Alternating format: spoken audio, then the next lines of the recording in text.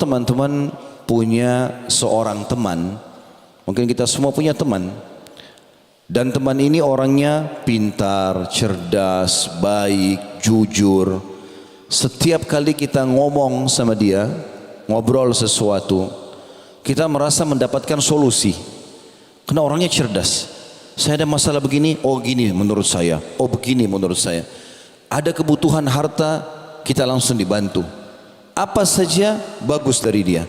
Dan yang luar biasa, dia bisa merahasiakan atau menyimpan apa yang sedang kita sampaikan. Saya yakin kita sepakati saudaraku seiman, setiap kita punya masalah kita akan datang ke orang yang sama. Benar atau tidak? Hah? Mana suaranya orang Bima ini? Hah? Karena cuma 3 orang tadi yang berbicara. Kita sepakat dulu. Benar kalau kita punya teman yang baik, dia bisa menerima curhatan kita, bahasa-bahasa yang kita sampaikan, keluhan, lalu kemudian dia bisa memberikan solusi, bisa membantu, bisa merahasiakan, kita akan datang ke dia kan? Teman-teman sekalian, itu manusia. Allah Subhanahu wa taala sebagai pencipta kita semua membuka pintu untuk itu.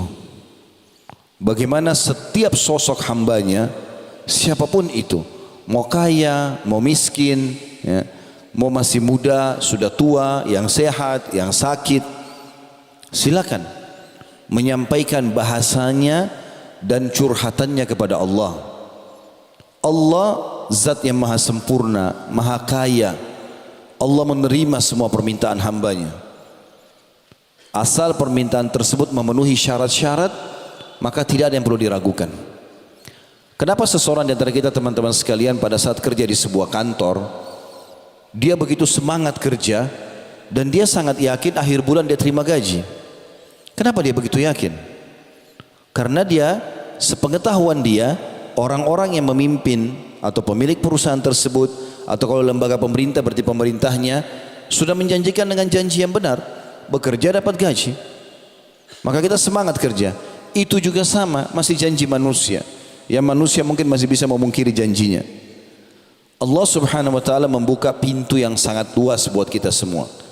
Dalam keadaan apapun kita bisa berdoa kepadanya. Dan doa ini adalah curhatan. Bagaimana seseorang bermanja sama Tuhannya, mohon, minta. Nanti kita bacakan dalilnya. Dan pada malam ini dengan izin Allah Subhanahu wa taala kita akan bahas tuntas tentang masalah definisi doa, keutamaannya, syarat-syarat diterima, apa kira-kira yang membuat doa-doa tidak diterima, doa-doa apa yang pilihan yang dipilih oleh Nabi sallallahu alaihi wasallam, kapan waktu-waktu mustajab. Semua ini insya Allah coba kita rincikan. Berikut juga contoh-contoh dari para kalangan nabi-nabi, bagaimana mereka berdoa kepada Allah Subhanahu wa taala sehingga kita bisa menjadikan mereka sebagai suri tauladan. Sebelum dalam membahas masalah doa ini teman-teman sekalian, insya Allah sebentar kalau azan Isya silakan di break untuk sholat.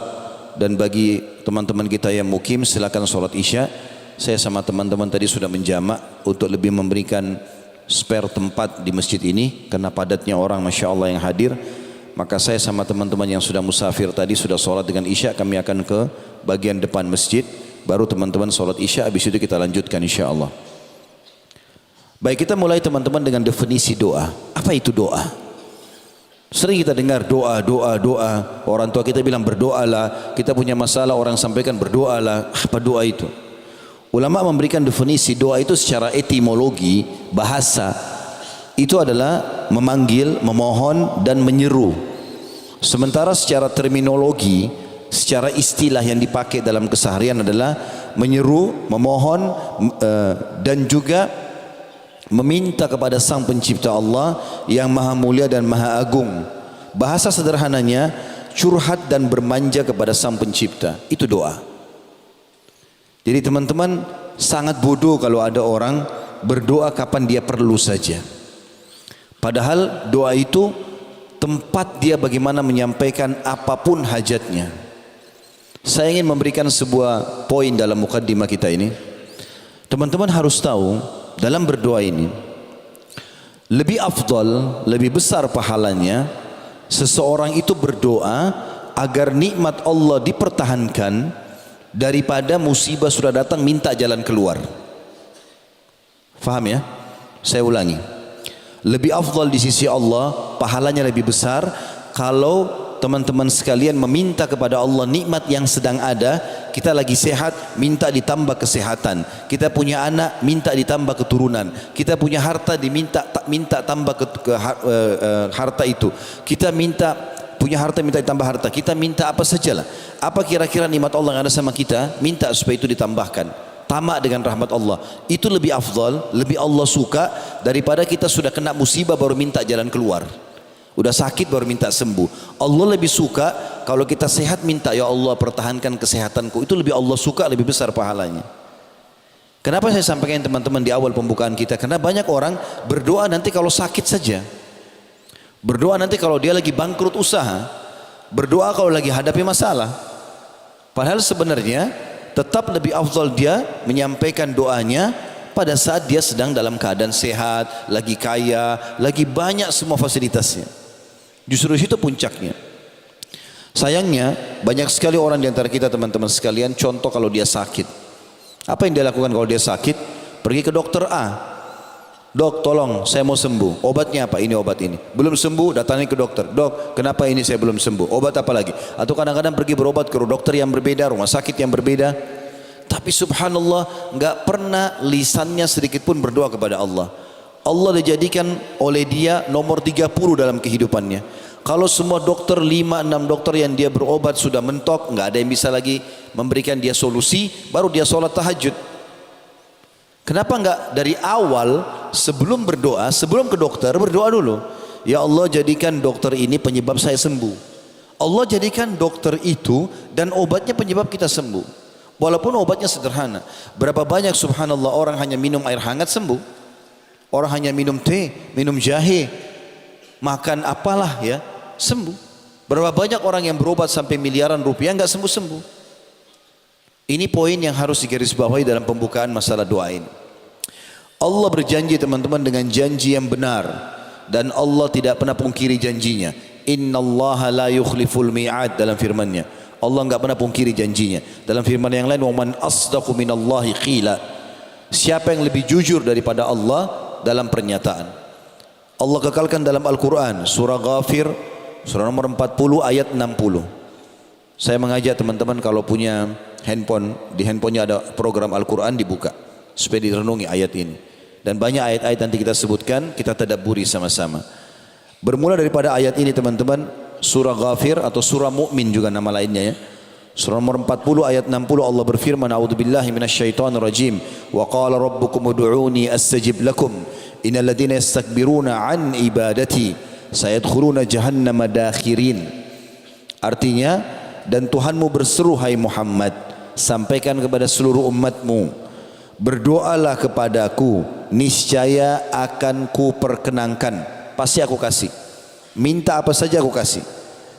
Sesungguhnya orang-orang yang menyombongkan diri, maksudnya tidak mau berdoa, dari menyembahku, maksudnya merendah, tunduk, memohon, merengek sama Allah, maka akan masuk neraka jahanam dalam keadaan hina dina. Jadi ayat ini menjelaskan kepada kita dengan sangat tegas kalau Allah akan memperkenankan doa. Juga dalam sabda Nabi SAW, ad-doa huwal ibadah, doa itu adalah inti ibadah. Kata Ibnu Hajar rahimahullah, yang dimaksud dengan doa itu adalah ibadah, artinya bagaimana seseorang menggantungkan seluruh nasibnya, kebutuhannya, apapun hajatnya kepada Sang Pencipta Allah, dan dia tidak boleh lalai sedikit pun. Sebagaimana Allah sudah mengaturkan, mau enggak mau kalau dia sebagai seorang muslim, ada namanya doa mau tidur, doa bangun tidur, doa mau makan, doa habis makan, doa mau masuk rumah, keluar rumah, masuk kamar mandi, keluar kamar mandi, mau berhubungan biologis, mau apa saja, doanya banyak. Allah SWT sudah siapkan agar dalam setiap keadaannya dia selalu bergantung dengan Allah Subhanahu wa taala. Kalau teman-teman tidak mau berdoa, maka justru mengundang murkahnya Allah. Di dalam hadis riwayat Tirmidzi, Allah marah, kata Nabi SAW, Allah murka dengan orang yang tidak berdoa kepadanya. Atau dalam riwayat lain dikatakan atau dalam naskah yang atau tulisan yang lain, barang siapa yang tidak berdoa maka Allah akan marah padanya. Jadi subhanallah, ada seorang penyair berkata, teman-teman sekalian, jangan kau minta sama manusia, karena kalau kau minta padanya dia akan marah. Kalau kita minta sama manusia sekali dikasih, 2 kali dikasih, 3 kali, 10 kali, dia akan marah. Tapi mintalah kepada zat Allah yang kalau kau tidak minta justru dia marah. Allah kalau kita enggak minta justru dia marah. Allah SWT murka, menganggap orang itu sombong, padahal dia butuh dengan Tuhannya. Sebagian ulama karena mengamalkan hadis ini sampai-sampai kepada hal yang kecil pun mereka minta kepada Allah. Seperti pada saat mereka mau keluar ke satu tempat tujuan, maka mereka berharap dimudahkan perjalanannya.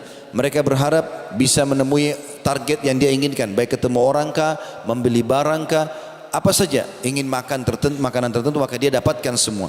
Sampai kepada hal-hal yang kecil pun semuanya minta kepada Allah Subhanahu wa taala.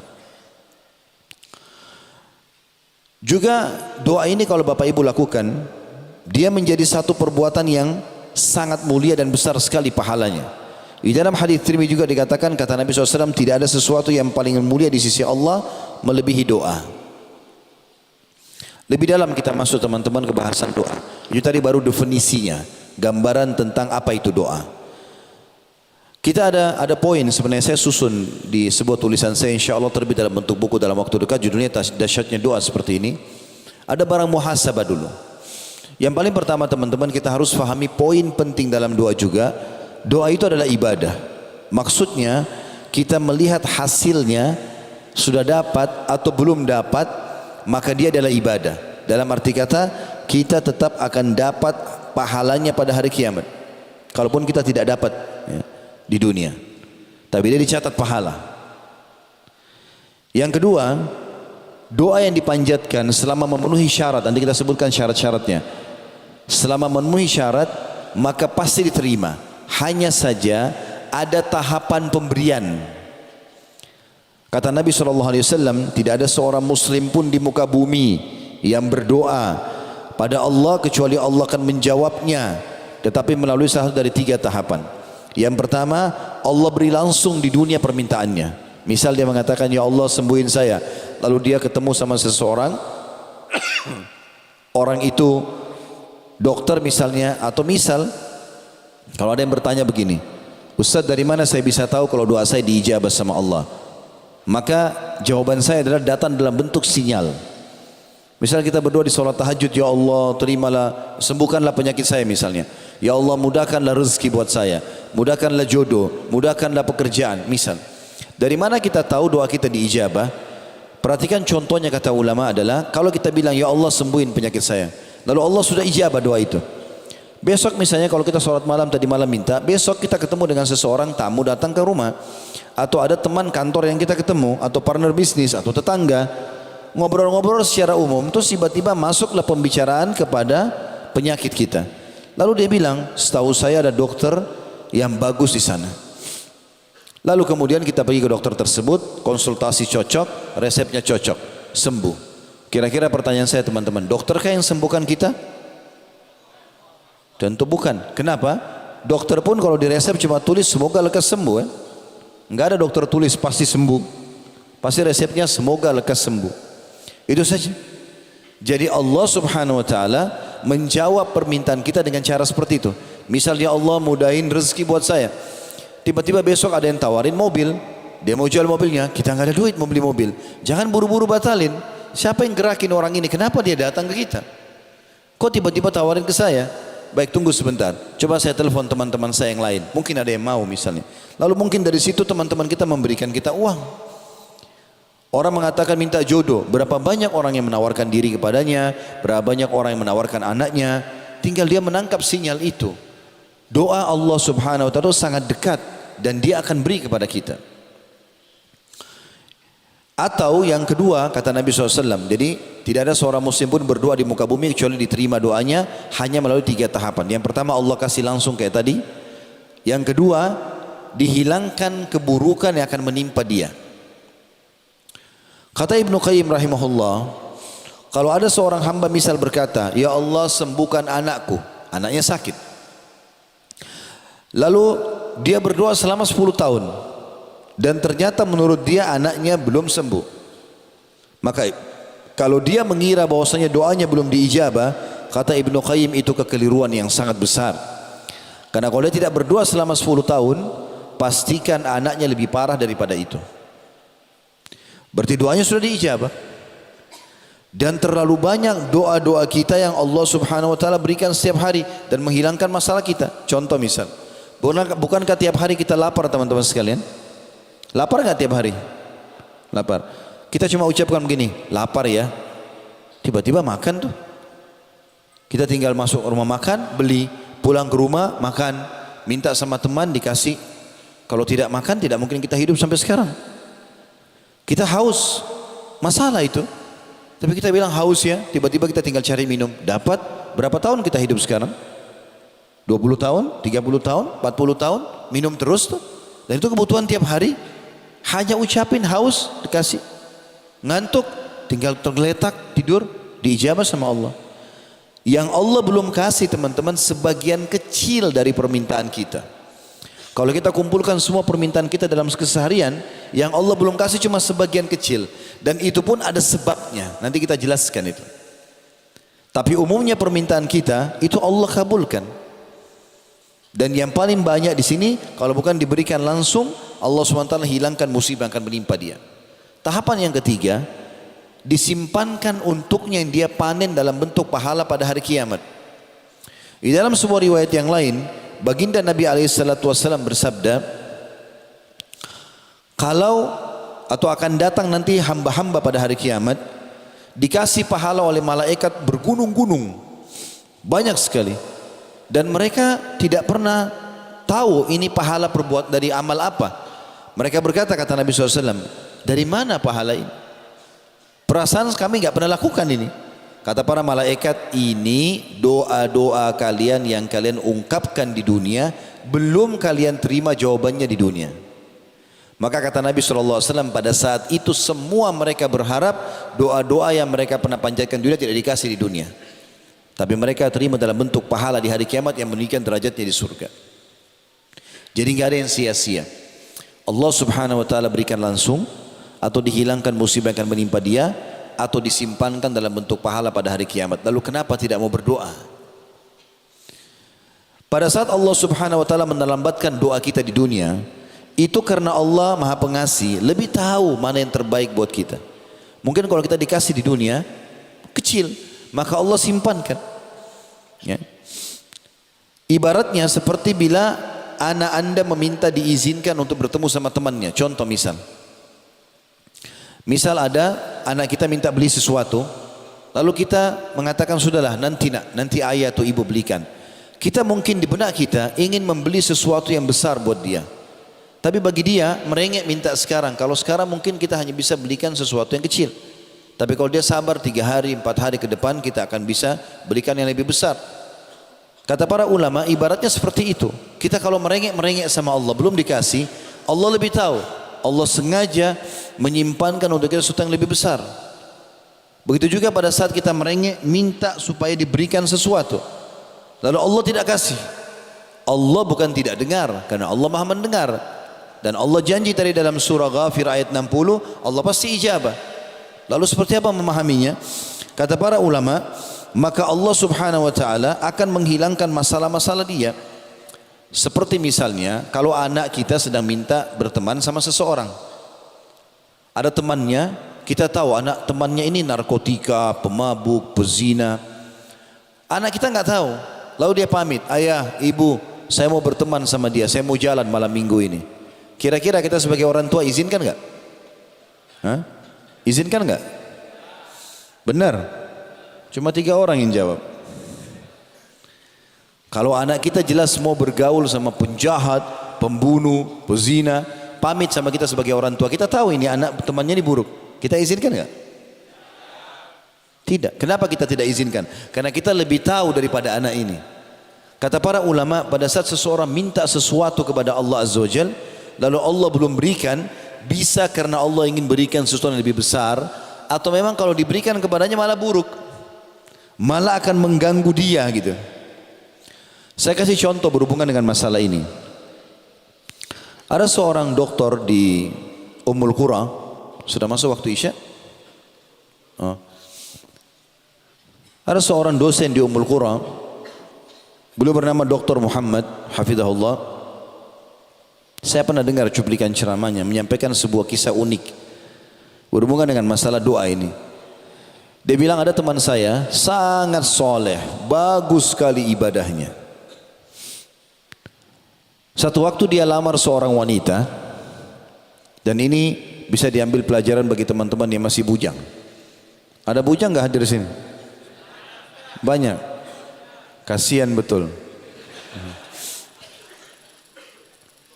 Maka Dr. Muhammad bilang, teman saya ini sangat soleh, ibadahnya bagus, luar biasa pokoknya udah. Suka sedekah, bakti sama orang tua, semua kebaikan ada padanya. Satu waktu dia lamar wanita, satu wanita cocok udah. Perempuan itu juga cocok, dilamar. Sepakat 3 bulan lagi pernikahan. Subhanallah, 1 bulan berlalu dari masa kesepakatan 3 bulan ini. Misalnya Januari dilamar, April akan menikah. Berjalan sebulan, pas sudah lewat Februari, pihak perempuan ini tiba-tiba membatalkan. Tanpa sebab. Nangis-nangis sama orang tuanya, minta batalkan pernikahan. Sampai laki-laki ini disampaikan pada berita, dia tanya orang tuanya, kenapa? Apa sebabnya? Ada kesalahan saya lakukan? Enggak ada. Saya sudah tanya anak saya, kata ayahnya, tetap saya dia tidak mau. Pokoknya intinya batal pernikahan. Di lobi sana sini berusaha bicara sama pamannya, tantenya, enggak ada. Pokoknya anak perempuan ini sudah bulat, batalkan pernikahan. Nangis-nangis, enggak mau makan, enggak mau keluar kamar. Kata Dr. Muhammad, ini kejadiannya unik karena teman saya ini orang saleh. Dia tahu betul orang yang rajin sholat malam, 5 waktu di masjid, luar biasa pokoknya amalnya. Kata dia, temannya merasa, teman saya sudah merasa sudah nggak ada jalan lain, ya sudah dibatalkan pernikahan. Tapi dalam 2 bulan yang tersisa, misalnya tadi kalau kita bilang Januari ke April, bulan Februari sudah lewat dibatalkan, maka bulan Maret sama April ini dia terus berdoa. Anak muda ini terus berdoa. Terus dia berdoa kepada Allah dan doanya selalu, ya Allah kembalikan dia kepada saya, mudahkan saya menikahinya, saya suka dia, jangan sampai saya malu di tengah-tengah masyarakat dan segala macam bahasa. Kata Dr. Muhammad, saking seriusnya teman saya ini berdoa, kalau saya lagi ketemu di masjid antara azan iqamah, selalu aja saya dengar doanya minta kembali perempuan itu. Dan saking kesiannya saya juga bilang, ya Allah kabulkan. Karena luar biasa doanya, merengek-merengek minta nikah sama perempuan ini. Kata Dr. Muhammad, jadi pertanyaan buat saya, 2 bulan dia berdoa berturut-turut, Allah seperti nggak kabulkan. Terbukti setelah bulan hari H pernikahannya yang tadi ditentukan itu yang dibatalkan, lewat perempuan ini rupanya tunggu tanggal itu, lewat tanggalnya dia lamar oleh laki-laki lain menikah. Jadi orang baru melamar tiba-tiba diterima menikah. Pada saat itu dia berhenti berdoa karena sudah jadi istri orang. Gak boleh lagi antum berdoa, ya Allah matikan suaminya misalnya. Dia berhenti berdoa. Kata Dr. Muhammad, saya subhanallah mengetahui rahasia kasih sayang Allah kepada temanku ini justru setelah perempuan itu menikah sama laki-laki lain. Sebulan pernikahan perempuan itu, kisah nyata di Saudi, sebulan pernikahan perempuan itu, baru sebulan kanker payudara mengenai sebelah kanan payudaranya dan kronis harus dipotong. Dalam sebulan menikah nggak ada payudara kanan. Bulan kedua kata Dr. Muhammad, rupanya kankernya sudah sangat ganas nyebar ke payudara sebelah kiri, dipotong juga. 2 bulan pernikahan nggak ada payudara. Bulan ketiga perempuan ini ternyata punya masalah di urat saraf bagian belakang kepalanya, sehingga dioperasi dan membuat kedua matanya buta. Bulan keempat perempuan ini meninggal dunia. Kata Dr. Muhammad, subhanallah yang telah menyelamatkan teman saya dari perempuan itu dengan caranya. Andai saja dia yang menjadi jodohnya, mungkin dia akan sibuk dan lebih sedih lagi karena melihat keadaan istrinya seperti itu. Sangka baik dengan Allah teman-teman sekalian. Allah itu zat yang lebih sayang kepada kita daripada ibu kita sendiri. Dalam sebuah hadis Bukhari, Disebutkan bahwasanya Nabi alaihi salatu wassalam ini pada saat selesai perang Hunain, mengalahkan suku Hawazim, hampir seluruh wanitanya suku Hawazim, anak-anaknya, hartanya jadi rampasan perang semua. Kalah mereka dengan muslimin. Ada satu ibu ini masih masa menyusui. Bajunya basah dengan ASI. Dia jalan, rupanya sahabat Nabi ridwanullahi alaihim memisahkan antara tawanan anak-anak dengan tawanan ibu-ibu perempuan. Dipisahkan masing-masing. Ibu ini keluar dari tawanan perempuan, pergi ke tempat tawanan anak-anak kecil. Nabi SAW waktu lihat, Nabi bilang kepada para sahabat, perhatikan ibu ini, apa yang dia mau lakukan. Rupanya ibu itu angkat anak kecil, dibalik, terus dilihat sama dia. Bukan anaknya rupanya, ditaruh lagi. Dia maju lagi, angkat lagi anak satu, dibalik, bukan anaknya. Rupanya dia lagi cari anaknya nih. Terus saja dia mengangkat anak sampai ditemukan anaknya akhirnya. Dari sekian ratus anak kecil, akhirnya ditemukan sama dia. Begitu ditemukan anaknya, langsung dipeluk sama dia di depan orang-orang semuanya. Pada saat itu lagi panas cuaca, debu berterbangan, orang lagi pada keringatan. Dia masukkan anaknya ke dalam pakaiannya, ditutup, gitu kan? Kemudian disusui sama dia. Subhanallah, ibu ini sudah tidak malu lagi di depan orang. Bagi dia temukan anaknya. Dan bagi dia anaknya lagi butuh susu, disusui sama dia walaupun ditutup dalam bajunya, gitu kan? Tidak ada yang lihat tentunya. Tapi Nabi SAW dan sahabat tahu ibu ini lagi nyusui anaknya. Kata Nabi SAW, saya mau tanya kalian kepada para sahabat, kalau kita bakar api unggun, lalu kita minta ibu itu lempar anaknya ke api, mau nggak dia lempar? Kata para sahabat, tentu tidak ya Rasulullah. Lihat kasih sayangnya dia sama anaknya begini, nggak bakal dia bunuh anaknya gitu. Kata Nabi SAW, ini pesan Nabi, demi zat, maksudnya demi Allah yang jiwa Muhammad dalam genggamannya, maksudnya demi Allah, Tuhan kalian Allah lebih sayang kepada kalian daripada ibu itu kepada anaknya. Allah itu sangat sayang dengan kita teman-teman. Jangan bersangka buruk dengan Allah. Antum kalau sampaikan hajat apapun Allah dengar.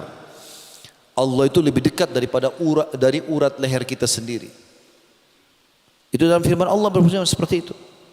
Dan para sahabat saking fahamnya poin ini, sampai-sampai kalau sendal mereka putus, dalam banyak riwayat mereka angkat tangan ke langit sambil mengatakan, ya Allah, sendal saya putus, gantikanlah. Sendal minta sama Allah. Kita kadang-kadang berpikir nanti kalau penyakit kronis baru minta sama Allah. Tidak teman-teman sekalian. Kita kalau mau pakai baju ada doanya, lepas baju ada doanya, mau tidur ada doanya, hal kecil pun minta kepada Allah. Allah kalau kita minta tidak akan melemparkan obat dari langit kalau minta sembuh. Tapi Allah mudahkan kita ketemu sama dokter yang cocok, obat yang cocok, sembuh. Sebagaimana sudah saya jelaskan tadi. Teman-teman sekalian, kita akan masuk ke syarat diterimanya doa. Masih ada waktu dari azan Isya? 10 menit. Baik. Ada kurang lebih yang saya susun ya. Ini sepengetahuan saya, tentu mungkin masih ada yang lain, Allahu a'lam, tapi saya susun kurang lebih ada 9 syarat diijabahnya doa. Yang paling pertama adalah ikhlas. Apa itu ikhlas teman-teman? Lawan riya. Kapan kita melakukan ibadah untuk makhluk supaya dipuji, kita lagi berdoa setan bisikin, tuh orang di sebelahmu lagi lihat, berdoalah lama-lama, sujudlah, jangan angkat kepalanya, tunggu lagi dilihat, tunggu difoto, tunggu ini dan itu, waswas syaitan. Dan ingat, semua ibadah kata ulama akan terlintas riya. Yang paling pertama syaitan lintaskan riya dulu, karena riya ini senjata pamungkas. Kata Nabi SAW, al-yasiru minar riya syirk. Sedikit saja riya, mau pamer, melakukan ibadah karena makhluk, maka sudah syirik, ditolak sama Allah. Makanya teman-teman kita harus menjaga keikhlasan ini. Kalau dasarnya ibadah itu diperintahkan oleh Allah di depan umum, kita kerjakan depan umum. Kalau dasarnya diperintahkan tersembunyi, sembunyikan. Contoh, kita kayak hadiri majelis ilmu begini, memang rame-rame, sholat berjamaah, haji, umrah, jihad, memang begitu. Cari nafkah, kita di luar, memang depan umum. Tinggal kita kontrol niat kita ikhlas. Tapi kalau ibadah itu memang dasarnya tersembunyi, kayak sholat tahajud, sholat duha, zikir, orang tidak dengar, berdoa, jangan dipamer, jangan dibilang, jangan diperlihatkan ke orang lain. Selesai, nggak ada yang tahu. Saya berbagi di poin ini teman-teman sekalian. Abdullah bin Mubarak rahimahullah, salah satu ulama tabi'in yang masyhur dengan kesolehannya. Dia subhanallah kalau lakukan satu ibadah, dia kebanyakan selalu tutup mukanya dengan imamah. Jadi kepalanya di imamah, ada sisa kainnya ditutup lagi wajahnya. Termasuk di kancah jihad. Satu waktu pernah pasukan muslimin berangkat untuk melawan pasukan Romawi di zaman beliau. Abdullah bin Mubarak ini ulama besar, ya. Maka dia berada di belakang sekali pasukan dan dia sengaja pakai imamah yang tebal, lalu alisnya ditutup sama dia. Dan kelopak matanya di bawah hidungnya juga, di bawah matanya juga ditutup. Orang kalau pakai cadar atau pakai imamah seperti ini, kalau alisnya kelihatan masih bisa dikenal, oh ini si fulan. Tapi kalau ditutup alisnya cuma bola mata, susah dikenal. Lalu dia berada di belakang sekali pasukan, nggak ada yang tahu dia. Subhanallah, itu pasukan muslim ketemu sama pasukan kafir. Rupanya ada dari pasukan Romawi satu orang berotot, badannya besar, memegang pedang yang sangat besar, dan dia tunjukkan keterampilannya di depan pasukan muslimin. Banyak umat Islam yang takut menghadapi dia. Dia nantang, siapa yang mau duel, siapa yang mau duel. Nggak ada yang maju, subhanallah. Muncullah Abdullah bin Mubarak dari belakang, tapi dia pakai tutupan muka tadi. Abdullah bin Mubarak ini badannya tidak besar, kecil. Maju, lawan orang tersebut. Terjadi duel yang sangat luar biasa hebat. Dengan beberapa gerakan saja berhasil dikalahkan dan terbunuh orang kafir ini. Yang tadinya karena kuatnya ototnya, sampai mungkin kalau ditebas dengan tebasan orang yang kekuatannya tidak banyak, maka tidak sobek kulitnya orang ini karena kekarnya. Seperti binaragawan kalau kita gitu. Tapi subhanallah Abdullah bin Mubarak bisa membunuhnya. Waktu dia mati, orang-orang pada bertakbir, Allahu Akbar, Allahu Akbar. Semangat umat Islam semangat lagi. Abdullah bin Mubarak jalan di pinggir pasukan, pergi ke belakang. Enggak pamer-pamer depan orang, angkat pedang, enggak, ke belakang. Orang Islam karena sibuk menghadapi musuh, tidak ada lagi yang lihat dia. Rupanya ada satu orang mengikuti dia dari belakang. Dia bilang, demi Allah saya mau tahu siapa orang ini. Lalu dikejarlah dari belakang, diam-diam orang itu, Abdullah bin Mubarak lagi di belakang sekali, dia lewat dari belakang kuda, dia loncat, ditarik cadarnya, imamahnya, kelihatan mukanya. Pada saat itu Abdullah bin Mubarak marah, kenapa kau lakukan ini? Dia bilang, ternyata kau hai Abdullah, ya. Kata dia, iya, tutupi aibku ini, kata Abdullah bin Mubarak. Dia menganggap kalau orang tahu aib bagi dia. Perhatikan teman-teman dan bedakan dengan keadaan sebagian orang di antara kita. Baru nyumbang sedikit masjid, baru nyumbang sedikit untuk anak yatim, sudah satu negeri tahu. Ya. Bahkan subhanallah di era kita sekarang medsos tidak bisa kalau tidak diekspos. Ekspos sana sini. Mau pergi taklim saja sudah tulis pergi taklim. Pulang taklim. Sholat malam, pamer sama orang. Ya. Bedanya ikhlas dengan riya teman-teman, sebagian kata ulama ya, sebagian perbedaan dasar. Kalau ikhlas itu tidak akan bicara kecuali ada pertanyaan. Misal kita mau ke masjid, orang tanya, mau kemana Pak? Mau ke masjid. Kita nggak mungkin juga diam. Kalau kita bilang nanti kalau saya jawab riya nih, akhirnya orang jadi curiga. Kalau ditanya jawab, itu ikhlas. Ditanya saja. Kalau riya tidak ditanya, dia yang menceritakan, dia yang bertanya. Kau puasa nggak? Puasa nggak? Saya puasa. Nggak ada yang nanya. Riya. Gitu kan? Ikhlas ini Allah perintahkan dalam surah Al-A'raf, surah nomor 7 ayat 29. A'udzubillahi minasyaitonirrajim. Qul amara rabbi bil qist wa aqimu wujuhakum inda kulli masjidin wad'uuhu mukhlishina lahud-din kama bada'akum ta'udun. Katakanlah hai Muhammad, Tuhanku menyuruh menjalankan keadilan dalam setiap keadaan, harus adil. Dan katakan juga, luruskan wajah kalian di setiap solat dan berdoalah pada Allah dengan mengikhlaskan ketaatanmu kepadanya. Sebagaimana dia menciptakan kamu pada permulaan, demikian pula kamu akan dikembalikan kepadanya. Hati-hati di poin ini teman-teman. Saya tutup dengan ini, silakan solat habis ini, karena ada hadis yang cukup panjang saya sampaikan, riwayat Bukhari Muslim. Kata Nabi SAW, saya langsung terjemahkan saja, akan orang, aku diperlihatkan 3 orang yang pertama masuk neraka. 3 orang pertama masuk neraka. Lalu Nabi SAW mengatakan, yang pertama adalah orang yang mati syahid. Ini mati syahid teman-teman, bukan hal yang ringan, berat. Ya, kalau kita laki-laki ini, fahami kita harus ke medan jihad, tinggalkan istri, tinggalkan pekerjaan, masuk di medan perang, bisa tangannya terputus, bisa matanya tercongkel, bisa disiksa, bisa segala macam. Iya kalau langsung mati, kalau enggak sulit untuk mendapatkan itu, dan itu pun harus ikhlas, kalau enggak jadi masalah. Kata Nabi SAW, orang yang pertama dilempar ke api neraka bukan orang kafir, orang yang mati syahid. Lalu Nabi SAW jelaskan, Allah datangkan dia, kemudian Allah perlihatkan kepadanya segala macam nikmat, dari badannya yang kekar, sifat keberaniannya, keterampilan perangnya, biaya yang dia keluarkan, segala macam. Akhirnya Allah Subhanahu wa taala memperlihatkan dan dia kenal nikmat-nikmat itu semua. Lalu Allah tanya, apa kau gunakan? Di mana kau gunakan ini semua? Keberanianmu, kekuatan ototmu, keterampilan perangmu, hartamu, di mana? Dia bilang, ya Allah, enggak ada satupun kesempatan untuk berjihad di jalanmu kecuali aku lakukan. Dan itu aku lakukan karena kamu. Kata Allah SWT, kau telah dusta. Di hari kiamat enggak bisa lagi orang bohong. Kau telah dusta. Kau berperang supaya kau dikatakan seorang yang pemberani, dan sudah diucapkan. Kau sudah dapat itu pujian orang. Maka Allah memerintahkan dia, memberikan malaikat untuk menyeret wajahnya di bawah di tanah lalu dilempar ke api neraka. Teman-teman, pujian orang yang selama ini dikejar oleh orang ria ini hanya sepanjang lidahnya. Ini saja. Kamu hebat ya, kamu soleh ya, kamu soleha, oh kamu dermawan. Ini sepanjang lidah.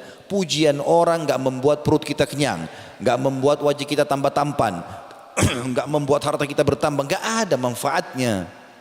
Enggak buat apa-apa. Ada orang semalam suntuk sholat malam, besok pagi cerita sama teman di kantor, hilang semalam suntuk dengan 2-3 kalimatnya. Untuk apa? Apa manfaatnya? Dan ini kata Nabi SAW, dia mati syahid karena dia mau dikatakan seorang pemberani. Sudah diucapkan, sudah dapat. Oh itu perang panglima, itu kesatria, itu segala macam. Yang kedua, yang Allah berikan kepadanya Al-Quran. Riwayat lain, Al-Quran dan ilmu agama. Lalu dia mengajarkan ke sana sini. Kemudian Allah datangkan dia, diperlihatkanlah. Pada saat pertama dia nuntut ilmu, kemudian pada saat pertama dia mengajar, pertama dia hafal surah Al-Quran sampai dia jadi hafid Quran. Lalu Allah tanya, apa yang kau kerjakan dengan ilmumu dan Al-Quranmu ini? Ya Allah, tidak ada kesempatan untuk mengajarkan ilmu kecuali aku lakukan. Dan tidak ada kesempatan baca Quran kalau aku baca di siang hari dan malam hari karenamu ya Allah. Kata Allah, kau dusta. Kau belajar agar kau dikatakan seorang alim, ulama. Dan kau belajar dan kau baca Quran supaya kau dikatakan qari, pembaca Al-Quran, gitu kan? Dan sudah diucapkan. Tapi kau dusta. Maka diseret wajahnya, dilempar ke api neraka. Bayangkan hafid Quran dan dai. Yang ketiga adalah orang yang Allah berikan, kata Nabi SAW, harta yang melimpah. Segala macam jenis harta ada sama dia. Semua jenis bisnis dikuasai sama dia, sampai kaya raya. Dan dia sibuk berinfak. Allah perlihatkan di hari kiamat, dia tonton semuanya. Dia kenal nikmat itu. Allah tanya, apa yang kau kerjakan dengan harta ini? Ya Allah, aku tidak melihat sebuah kesempatan pun untuk berinfak kecuali aku berinfak di jalanmu. Karena kamu ya Allah.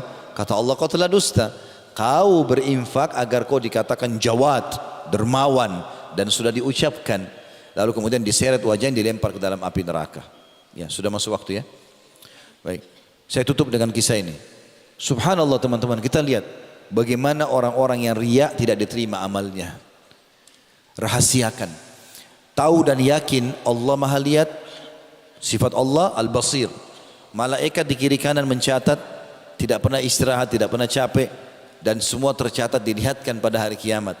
Sampai orang kafir, Allah katakan dalam Al-Quran akan mengatakan hari kiamat, a'udzubillahi minasyaitonirrajim, ma li hadzal kitab la yughadiru saghiratan wala kabiratan illa ahsaha. Buku apa yang kami terima ini? Buku amal hari kiamat.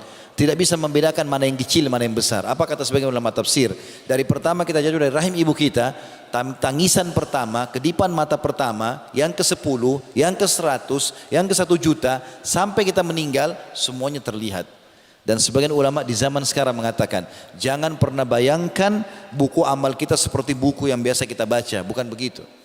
Kalau di zaman sekarang, kalau tentu bapak-bapak dan ibu sekalian yang hidup umurnya di atas 25-30 tahun lah pasti sudah tahu itu. 20 tahun yang lalu, 25 tahun yang lalu tidak ada handphone. Kita masih pakai telepon rumah. Kita nggak pernah berpikir handphone seperti sekarang sudah jadi perpustakaan berjalan. Apa saja kita mau ada di handphone. Kita bisa bicara sama orang di ujung dunia dengan pakai video call sekarang. Luar biasa. Kita bisa simpan semua data, bisa transfer uang, bisa segala macam dari sini. Maka teman-teman sekalian, kita harus fahami fasilitas yang Allah SWT berikan semua ini untuk digunakan di ketaatan kepada Allah Subhanahu wa taala, bukan pada kemaksiatan. Dan bagaimana kita menunggangi semua ini untuk lebih dekat kepada Allah Subhanahu wa taala. Mohon maaf kita break dulu, insyaallah sebentar kita lanjutkan setelah salat Isya atau ba'da Isya. Subhanakallahumma bihamdika asyhadu an la ilaha illa anta astaghfiruka wa atubu ilaik. Wassalamualaikum warahmatullahi wabarakatuh. Assalamualaikum warahmatullahi wabarakatuh. Alhamdulillah wassalatu wassalamu ala Rasulillah. Segala puji dan puja kehadirat Allah Subhanahu wa taala. Segala salawat dan taslim kepada Nabi besar Muhammad sallallahu alaihi wasallam.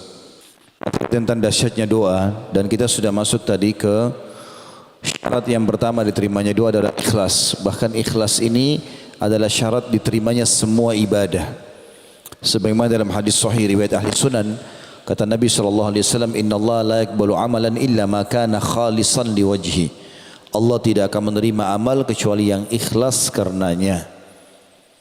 Jadi kita sudah sebutkan tadi kiat-kiatnya ya. Dan orang yang suka menyembunyikan amal solehnya tidak ada yang tahu kecuali memang yang kelihatan oleh orang umumnya, seperti tadi sholat berjamaah, jihad, cari nafkah, haji dan umrah. Kalau dia dilihat orang ya sudah, atau ditanya oleh orang dan kita terpaksa harus jawab. Tapi kalau tidak, dia tidak menyampaikan, maka orang yang ikhlas ini dicintai oleh Allah Subhanahu wa taala. Dalam sebuah hadis riwayat Muslim, kata Nabi SAW, Inna Allah yuhibbut taqiyul ghaniyul khafi. Inna Allah yuhibbut taqiyul ghaniyul khafi. Allah sangat suka dan cinta kepada hambanya yang taqi, suka sekali patuh, takwa kepada Allah. Kemudian ghani, kaya dan suka berinfak. Lalu khafi, suka merahasiakan amalnya. Yang kedua syarat diterimanya amal teman-teman, mulailah doa anda atau doa antum dengan tahmid dan salawat. Yang paling sederhana adalah Alhamdulillah wassalatu wassalamu ala Rasulillah. Itu yang paling sederhana. Tapi makin panjang antum memuji Allah, maka makin bagus. Puji Allah Subhanahu wa taala. Misal kita salat di malam hari, lagi sujud di salat tahajud. Wahai Zat yang aku yakini sebagai penciptaku, pencipta langit, pencipta bumi, Zat yang telah mengizinkan dahiku sujud di tempat sujud ini, yang mengizinkan lidahku mengucapkan kata-kata ini, yang telah menundukkan hatiku untuk bisa khusyuk dan memohon kepadanya. Muji Allah Subhanahu wa taala. Lalu bacakan salat kepada Nabi SAW, dan aku mengucapkan salam hormat kepada nabimu, utusanmu Muhammad sallallahu alaihi wasallam sebagaimana engkau perintahkan. Baru kita masuk ke doa. Karena Nabi SAW bersabda dalam hadis Bukhari Muslim, Kullu amrin la yubda bismillahi fahuwa aqta. Semua perkara yang tidak dimulai dengan nama Allah maka terputus dari rahmat. Apalagi doa. Juga tentang salawat. Kata Nabi SAW, semua doa dalam hadis riwayat Abu Daud, semua doa yang tidak dimulai dengan salawat kepadaku akan tertolak atau tertahan. Pernah ada sahabat masuk masjid, kemudian dia tiba-tiba mengatakan, Allahumma gfirli.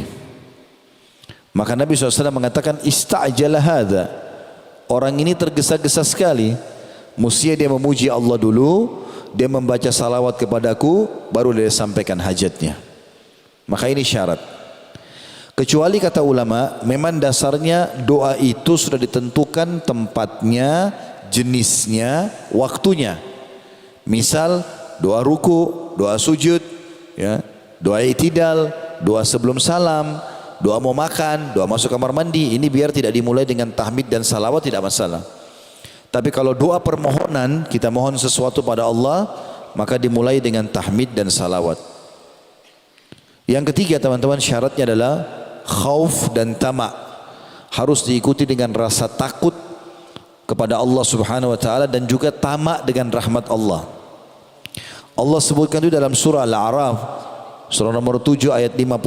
A'udzubillahi minasyaitonir rajim. Wala tufsidu fil ardi ba'da islahiha. Wala tufsidu fil ardi ba'da islahiha wad'uuhu khaufan wa tama'a. Inna rahmatullahi qaribun minal muhsinin. Dan jangan kau membuat kerusakan di muka bumi dari dosa ke dosa, mengajak orang lain juga terjerumus dalam dosa dan kemaksiatan. Sesudah Allah memperbaikinya, Allah sudah turunkan peraturan-peraturan mana boleh mana tidak boleh. Dan berdoalah kepadanya, kepada Allah dengan rasa takut. Maksudnya takut akan azabnya kalau kita berlindung dari api neraka, takut kalau Allah Subhanahu wa taala belum ijabah, ya, sehingga dia lebih memperbanyak doanya. dan penuh harapan, keyakinan akan dikabulkan. Sesungguhnya rahmat Allah sangat dekat dengan orang yang berbuat baik. Dan ini sudah saya jelaskan tadi ya.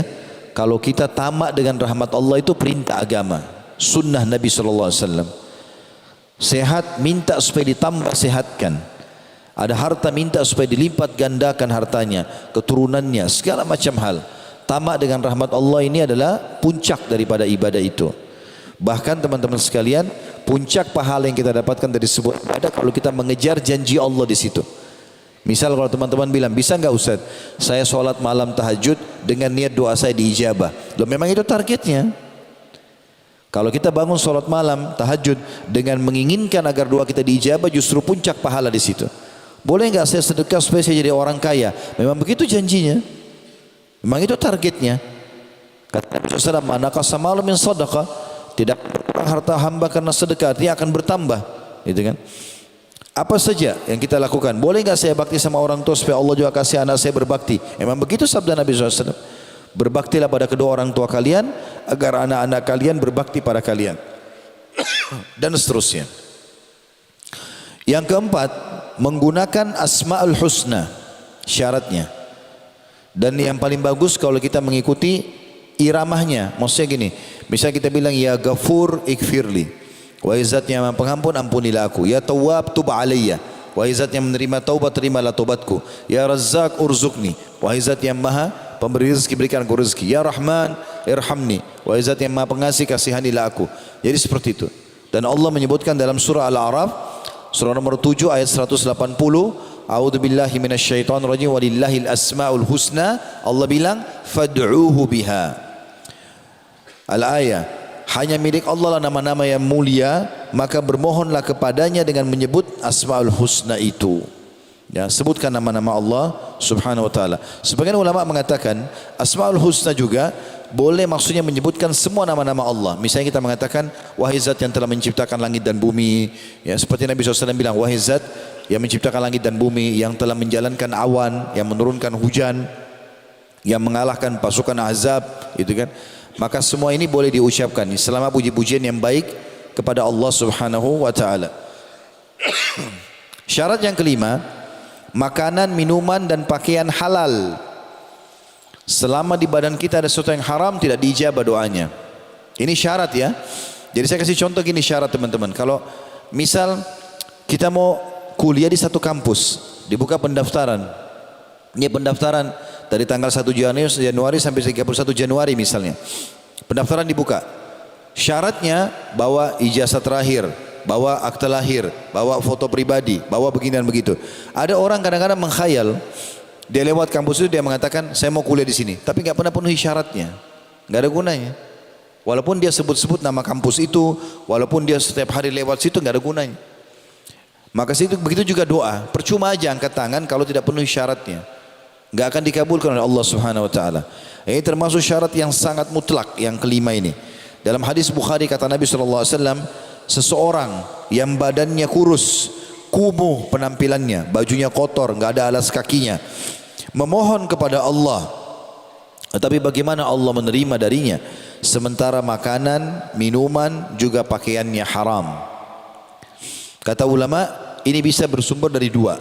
Bisa dia sendiri yang sengaja mendatangkan makanan, minuman haram dan pakaian haram, maka ini mutlak akan diterima doanya.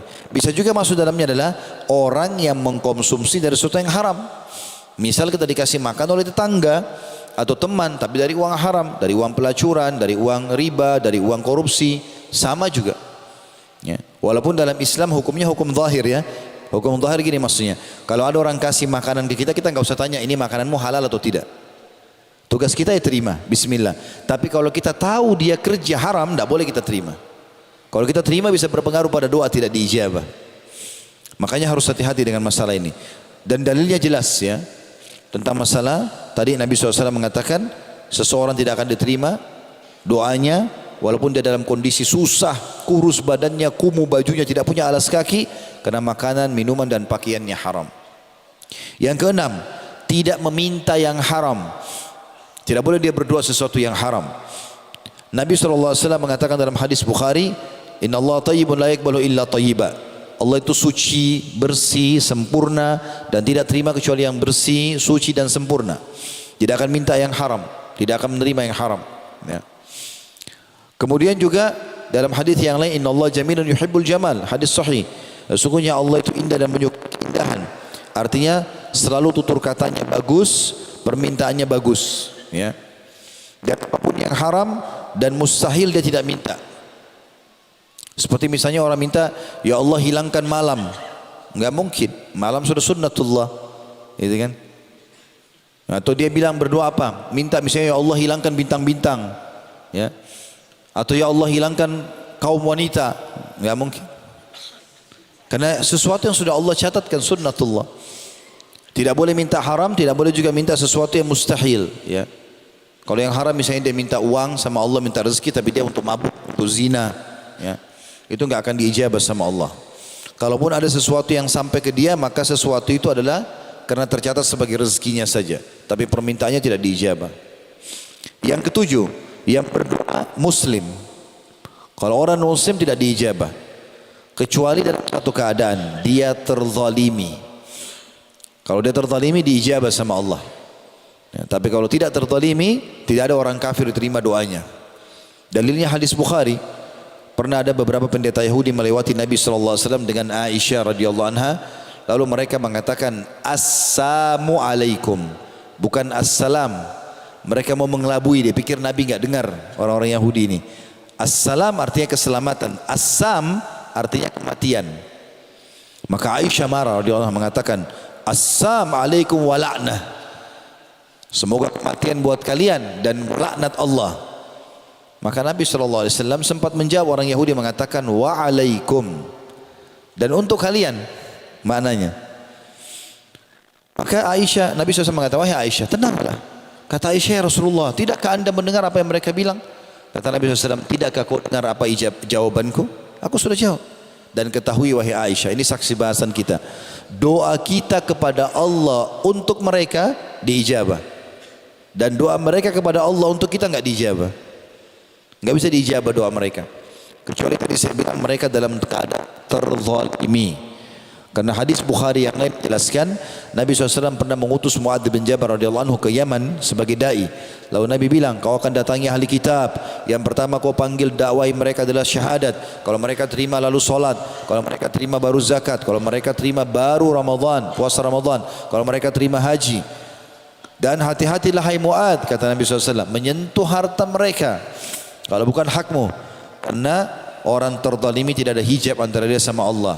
Jadi Nabi SAW sudah menasihati Mu'adz untuk mendatangi orang-orang kafir ahli kitab, tapi Nabi ingatkan, hati-hati jangan sentuh harta mereka, walaupun kau muslim, kau dai, mereka ahli kitab tidak boleh kau tipu, karena doa orang terzalimi tidak ada hijab antara dia sama Allah subhanahu wa ta'ala. Yang kedelapan, syaratnya tidak boleh tergesa-gesa.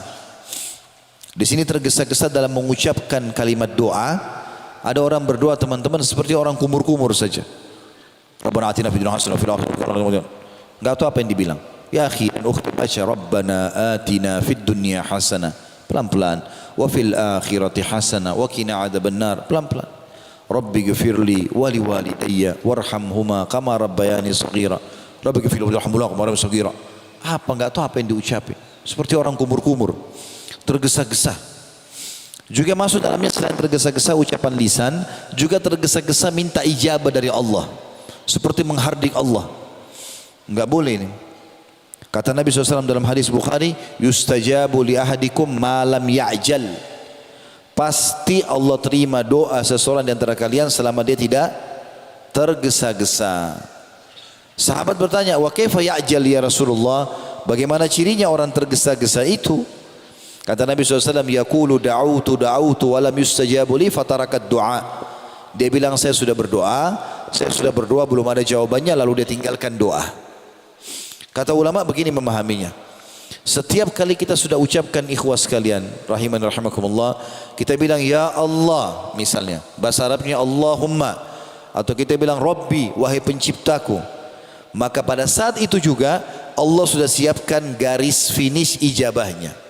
Mungkin sejam berdoa, mungkin 2 kali berdoa, mungkin seminggu berdoa, mungkin sebulan berdoa, tapi sudah ada ijabahnya. Tinggal kita melalui proses itu enggak. Ada orang buru-buru, mungkin tinggal sekali lagi dia berdoa tapi dia berhenti, lalu sangka buruk dengan Allah Subhanahu wa taala. Ibnu Qayyim punya sebuah statement yang menarik dalam masalah doa. Beliau mengatakan, kalau seandainya setiap muslim memahami dengan benar bahwasanya kalau dia belum melihat ijabah dari Tuhannya Allah, maka dia menjadikan dirinya seperti anak kecil yang belum diberikan oleh orang tuanya permintaannya. Bagi teman-teman yang sudah berumah tangga punya anak kecil, biasa anak kita kalau minta mainan, minta makanan, dia nggak akan minta sekali kalau kita tolak. Minta makanan, minta coklat, minta es krim, udah nggak, nanti aja. Nangis, minta, ngerengek sampai kita kasih. Kadang-kadang sudah nggak enak kuping dengar karena nangis terus. Kata Ibnu Qayyim, semestinya orang menggunakan cara itu kepada Tuhannya, makin menangis, makin merengek, Allah pasti akan kasih. Ya. Maka ini perlu digarisbawahi, dalam masalah tidak boleh tergesa-gesa. Ya. Tenang dan yakin Allah SWT akan berikan kepada dia. Yang ke-9, berdoa kepada Allah dengan penuh keyakinan diijabah. Tidak boleh ragu. Di dalam hadis Bukhari kata Nabi SAW, "Ud'u rabbakum muqinuna bil ijabah.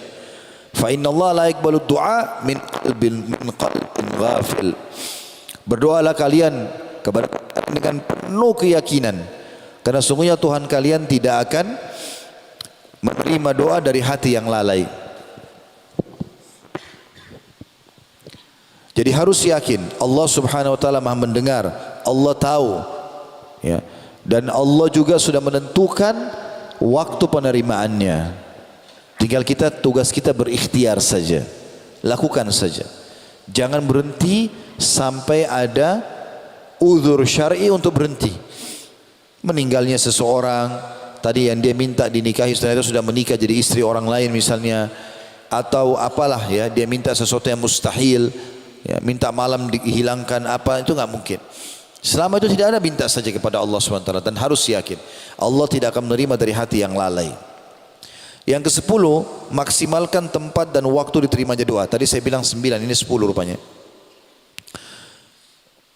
Kalau tempat diterimanya doa, sebagian ulama menukil di Masyaril Haram. Kalau orang lagi haji di Arafah, di Mina, di Muzdalifah, gitu kan? Karena Nabi SAW di Arafah itu, dalam hadis Bukhari dikatakan berdoa kepada Allah dari lepas asar, mengangkat tangan beliau sampai putih ketiaknya kelihatan alaihissalatu wassalam, dan tidak menurunkan tangannya kecuali sudah terbenam matahari di waktu maghrib. Saking lamanya berdoa. Dan beliau mengatakan tidak ada hari di mana paling banyak Allah bebaskan hamba yang dari api neraka dibandingkan hari Arafah. Disuruh memohon dan diijabah doa pada saat itu. Makanya dikatakan doa paling afdal adalah doa di Arafah. Begitu juga dengan Muzdalifah, Mina, tempat-tempat Masyaril Haram. Sebagian juga ulama menukil riwayat tentang Ibnu Abbas radhiyallahu anhu, beliau menyebutkan tentang multazam. Multazam itu adalah dari Hajar Aswad ke pintu Ka'bah. Ya. Biasa teman-teman lihat ada banyak orang gelantungan di bawah pintu Ka'bah ya. Sebenarnya tidak dianjurkan seperti itu gelantungan, tapi multazam ini menurut riwayat Ibnu Abbas adalah tempat mustajab doa. Ya, saya biasa kalau bimbing umrah, kalau lagi tahu sama jemaah saya ingatkan, ini multazam Bapak Ibu sekalian. Ya, maka dia kita lewat dari Hajar Aswad ke pintu Ka'bah, ini insya Allah tempat mustajab doa. Begitu juga pada saat minum air zam-zam. Karena Nabi SAW mengatakan zam-zam liman syuribalah. Zam-zam sesuai dengan niat orang yang meminumnya. Ya. Teman-teman kalau di sini misalnya susah mendapatkan zam-zam dan ada zam-zam yang kebetulan dibawa dari tanah suci, maka boleh dicampur dengan air lain. Tidak harus semua zam-zam dipakai. Sebagian ulama mengatakan kalau zam-zam itu sulit di satu wilayah, mereka boleh mengambil tetesan-tetesan zam-zam ditaruh di gelas-gelas tehnya, di gelas susunya, di campuran kopinya, sudah menjadi zam-zam juga itu. Otomatis karena ada campuran zam-zamnya. Dan kata Nabi SAW, zam-zam liman syuribalah. Zam-zam sesuai dengan niat orang yang meminumnya. Dan Imam Syafi'i rahimahullah berkata, aku minum zam-zam dengan niat 3 hal. Aku minta agar panahanku tidak pernah meleset.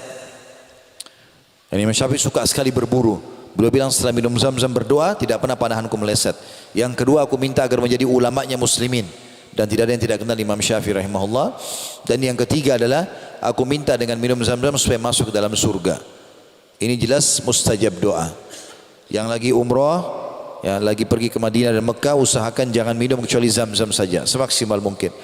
Bawa botol-botol diisi, bawa ke kamar hotel diminum, ya. Sementara waktu cukup banyak yang mustajab doa. Yang paling masyhur adalah sepertiga malam, ya, yang hadis Bukhari yang masyhur, kalau tertinggal sepertiga malam Allah Azza wa Jalla turun ke langit bumi. Riwayat Imam Ahmad adalah turun ke tempat yang paling dasar dari bumi, kemudian bertanya kepada para malaikatnya, adakah hambaku yang memohon aku berikan, adakah yang punya hajat aku penuhi, adakah yang bertobat aku terima. Dan sepertiga malam ini teman-teman, cara hitungnya adalah mulai maghrib sampai subuh itu sudah dihitung malam. Jadi kalau maghrib misalnya jam 6 sore, subuh jam 5, berarti totalnya 11 jam. Dibagi 3 lah itu. Maka itu namanya sepertiga malam. Jadi kalau misalnya kita hitung 11 jam misalnya, dibagi 3 kurang lebih 3 jam setengah, anggaplah 4 jam. Berarti kalau subuh jam 5, itu jam 1 malam sudah masuk sepertiga malam. Itulah waktu mustajab doa. Pernah Abdurrahman bin Auf radhiyallahu anhu mengatakan, ya Rasulullah, saya punya hajat tapi belum saya dapatkan. Kata Nabi SAW, hai Abdurrahman, apa kau lupa pesanku? Kata dia, apa itu ya Rasulullah? Kata Nabi SAW, sepertiga malam, bangun, minta kepada Allah SWT. Yang kedua pada saat sujud, ya, terutama di sholat sunnah, karena sholat wajib ada bacaan khususnya. Di sholat sunnah ini umumnya ulama membolehkan.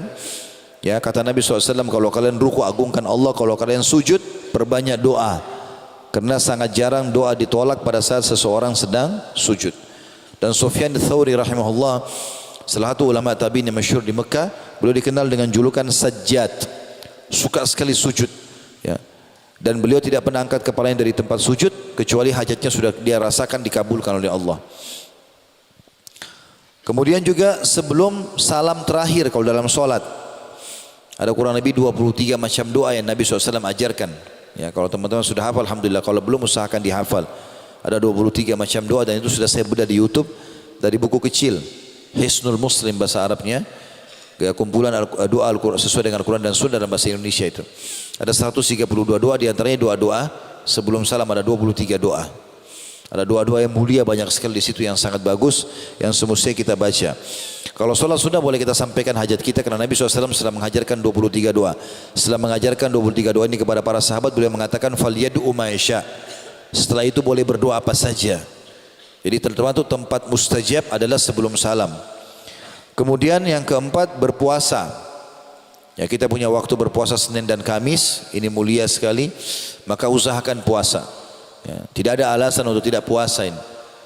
Usahakan puasa teman-teman, karena kalau bukan sekarang kapan lagi?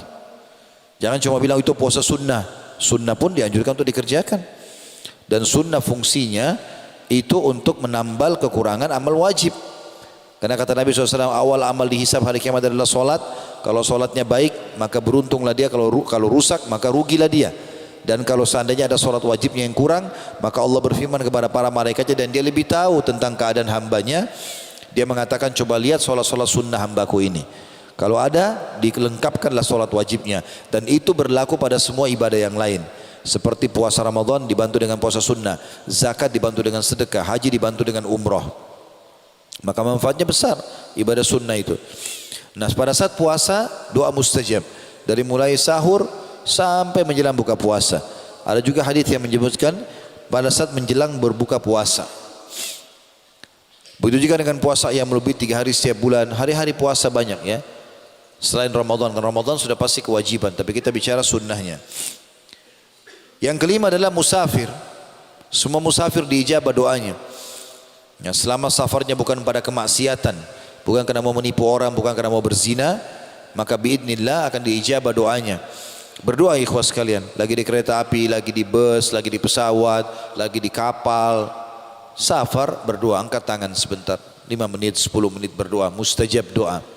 Kata Nabi SAW, orang yang puasa dan musafir tidak akan ditolak doanya. Begitu juga selanjutnya pada saat hujan sedang turun. Alhamdulillah kita di Indonesia ini ada musim hujan. Di Timur Tengah jarang sekali hujan. Kami waktu di Madinah dulu, kadang-kadang lewat 2 tahun tidak hujan. Ya, nggak ada hujan sama sekali. Kalau hujan sedikit orang pada keluar semuanya. Kita sampai 2-3 bulan, 4 bulan hujan. Dan setiap turun hujan itu waktu mustajab. Karena pada saat turun hujan di Madinah, Nabi SAW mengatakan ini rahmat Allah, rahmat Tuhan kan lagi turun dari langit, berdoalah. Disuruh berdoa para sahabat. Maka berdoa itu waktu mustajab. Kemudian juga pada saat perang sedang terjadi, berkecamuk. Kalau kita di kancah jihad, ini juga mustajab. Kata Nabi SAW, Allah tidak menolak doa yang diucapkan atau disampaikan atau dipanjatkan pada saat perang lagi berkecamuk. Juga antara azan dan iqamah. Nah, ini banyak masjid kita di Indonesia kadang-kadang, kecuali kalau kayak tadi mungkinnya karena kita mengejar ta'lim. Tapi kalau lagi waktu lowong, tidak ada kegiatan apa-apa teman-teman sekalian, antara azan iqamah dikasihkan waktu yang cukup. 5 menit saja itu masih pendek sebenarnya. Tapi banyak masjid kadang-kadang pendek sekali, gitu kan. Maka kalau di Masjid Haram Mekah, Nabawi biasanya 20-25 menit, ya. Kecuali memang darurat sekali, orang-orang itu semua sibuk dengan kantor kerja. Kalau tidak, ini waktu mustajab. Kita masuk masjid bisa sholat qabliyah, bisa berdoa, ini tetap diijabah sama Allah SWT. Dan kita punya satu hari 5 waktu sholat, berarti kita punya 5 waktu mustajab, diterima sama Allah. Kemudian juga doa orang tua untuk anak. Ya. Saya sarankan bapak-bapak di sini dan ibu-ibu yang hadir selalu jaga lisannya dari anak-anaknya. Jangan suka bilang kau nakal nak. Ya. Ini bisa jadi doa. Kau bodoh bisa jadi doa. Kamu ini seperti orang gila bisa jadi doa. Atau bertengkar suami istri lalu mengatakan saya nyesal nikah sama kamu. Bisa jadi penyesalan benar. Atau lihat dirinya di kaca. Kenapa saya jelek ya? Dia hina dirinya sendiri. Ini enggak boleh teman-teman sekalian. Ya. Kata Nabi SAW dalam hadis Bukhari, janganlah seseorang dari kalian memohon yang buruk untuk dirinya, keluarganya, hartanya, sehingga malaikat lewat dan mengaminkan, maka terjadilah itu. Makanya di antara hal yang harus kita ucapkan teman-teman, jadikan bagian dari doa kita, ya Allah aku beristighfar kepadamu atas seluruh kalimat yang pernah aku ucapkan buruk, baik buat diriku, hartaku ataupun keluargaku. Bisa saja renggangnya suami istri karena kalimat mereka berdua. Bisa saja nakalnya anak karena ucapannya orang tua. Kata Nabi SAW, termasuk doa tidak ditolak adalah doa orang tua buat anak. Lebih baik kita bilang teman-teman, semoga Allah berikan kau hidayah, semoga Allah sembuhkan, semoga kau sehat, dan seterusnya. Termasuk juga yang selanjutnya doa anak untuk orang tua, anak soleh. Sebagaimana sabda Nabi SAW, kalau anak Adam meninggal dunia terputus sumber pahalanya kecuali dari 3, sedekah jariah, ilmu bermanfaat, atau anak soleh yang mendoakannya.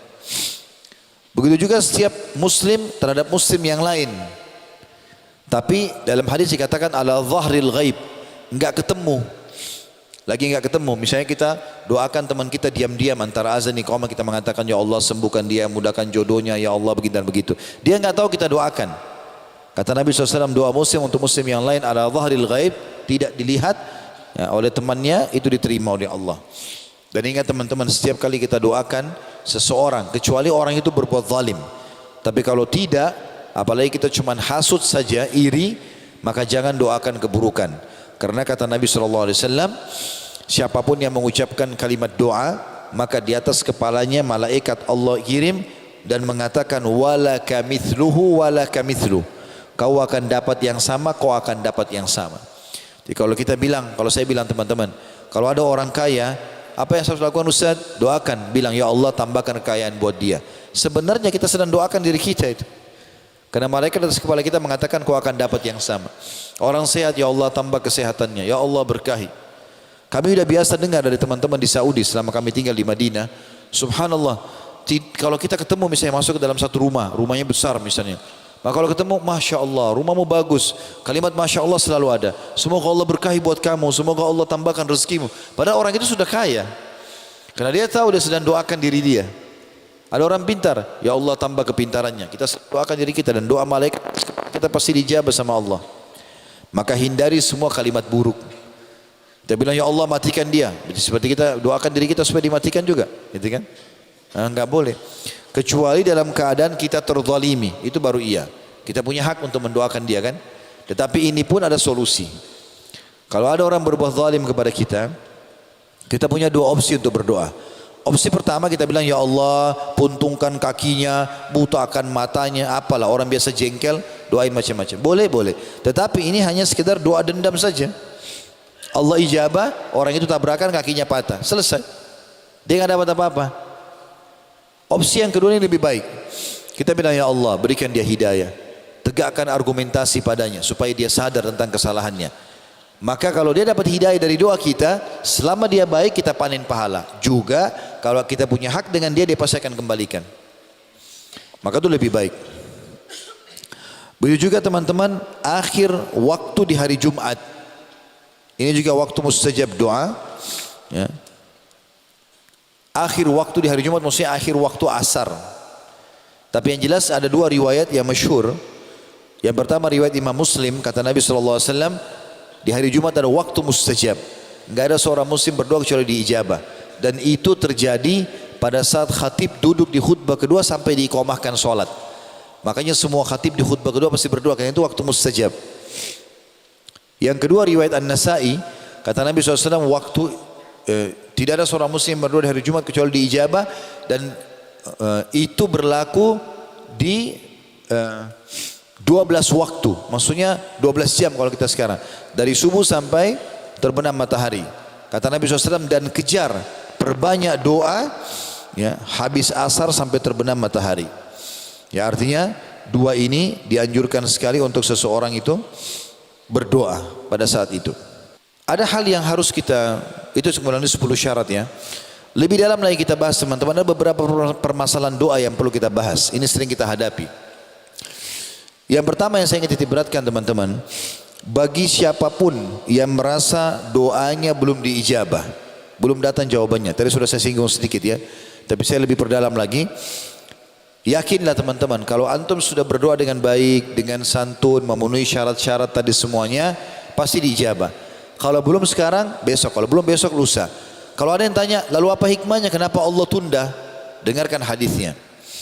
Di dalam hadis yang sahih riwayat Imam Ahmad, kata Nabi SAW, sesungguhnya Allah bila mendengar doa yang indah dari hambanya, maka ia pun Allah menerlambatkan jawabannya. Tujuannya kenapa? Agar hamba tersebut tetap dalam doanya. Kalau misalnya teman-teman kita lagi sakit, kemudian kita mengatakan, ya Allah sembuhkanlah saya, lalu Allah sembuhkan, kira-kira kita masih berdoa? Tapi kalau Allah tunda, Allah kasih kita 3 hari kemudian, seminggu kemudian, maka dalam berapa hari itu kita berdoa. Dan kalau kita tahu kadar pahalanya pada hari kiamat, kita akan bersyukur kepada Allah karena dikasih kesempatan itu. Musa alaihissalam, ya, ini menandakan rahmatnya Allah sangat luas ya. Dan Allah itu tidak akan sia-siakan teman-teman. Apapun yang antum minta selama baik, penuhi syarat, dikasih. Pasti, nggak ada keraguan. Dan Allah itu sangat sayang dengan kita. Tidak mau kita susah, nggak mau kita segala macam. Di antara kisahnya adalah, selain kisah tadi ibu yang menyusui bayinya, ada kisah Nabi Musa alaihissalam. Nabi Musa alaihissalam pernah memiliki satu pengikut kaum belum beriman sama dia, tapi tiap hari kerjanya orang ini sudah tidak beriman, caci maki Nabi Musa, caci maki Allah, caci maki Nabi Musa, caci maki Taurat, tiap hari bertahun-tahun. Nabi Musa alaihissalam sabar, tidak ditanggapi sama Nabi Musa. Nabi Musa dicaci maki, jalan saja. Tapi karena sudah bertahun-tahun, satu waktu Nabi Musa nggak sabar juga. Beliau minta doa di malam hari di sholat tahajudnya, ya Allah ambil alih orang ini. Luar biasa nyakitin, caci maki engkau ya Allah, caci maki aku, caci maki kitab Taurat.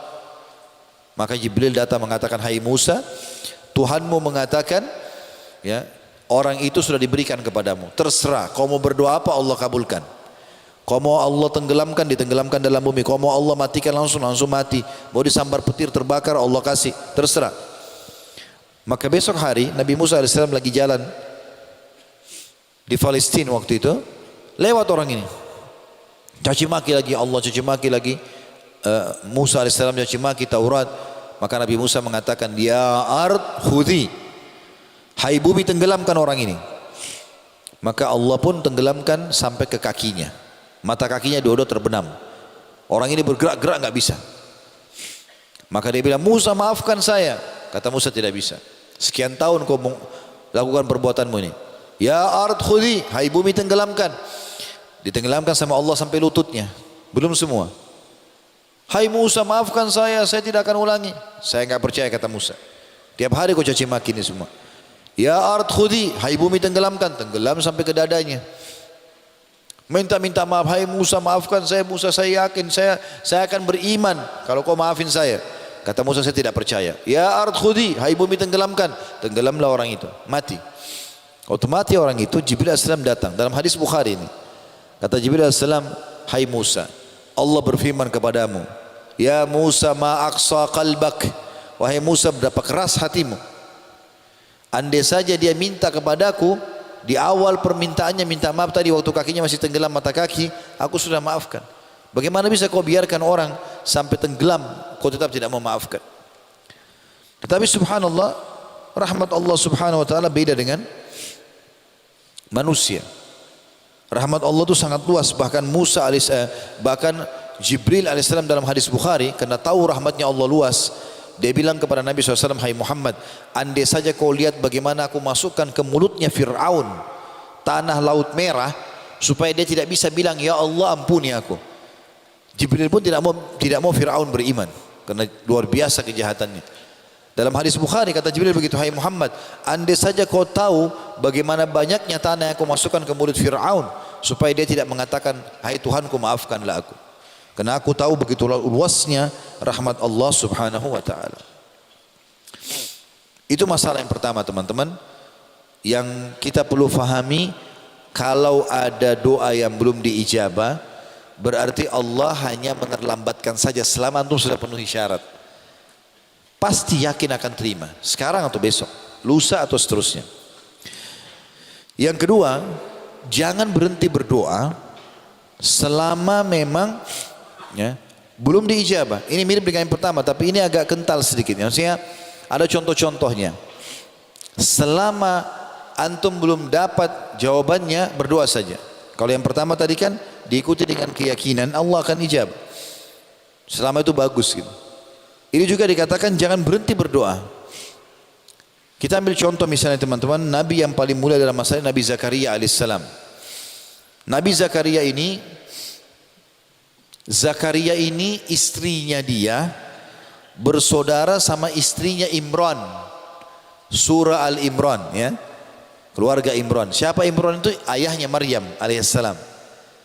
Jadi ayahnya Maryam namanya Imran. Istrinya Imran sama istrinya Zakaria saudara.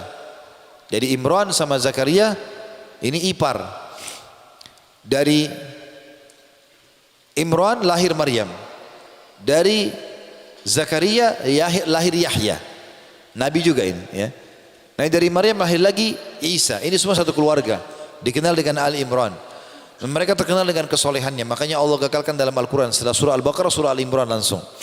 Termasuk 7 surah yang panjang dalam Al-Quran. Yang jelas Nabi Zakaria adalah terkenal Nabi yang sangat soleh. Dan ada kisah uniknya berhubungan dengan doa. Apa itu? Dia teman-teman menikah di umur 30 tahun alaihissalam. Istrinya umur 20 tahun. Dan dia berharap sekali Allah memberikan anak dari istrinya yang 20 tahun ini. Subhanallah, Nabi Zakaria SAW berdoa dari awal nikah minta dikasih anak dari istri ini. Padahal istrinya mandul.